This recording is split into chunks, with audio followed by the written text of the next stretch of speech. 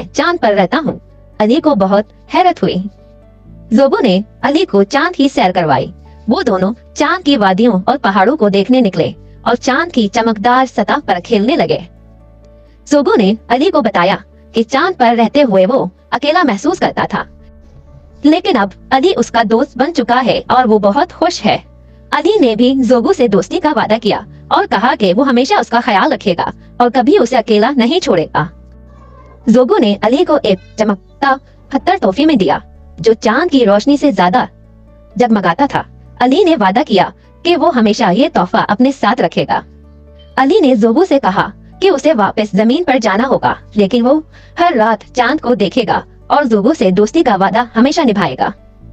जोबो ने अली को अलविदा कहा और दोनों ने एक दूसरे को मिलने का वादा किया।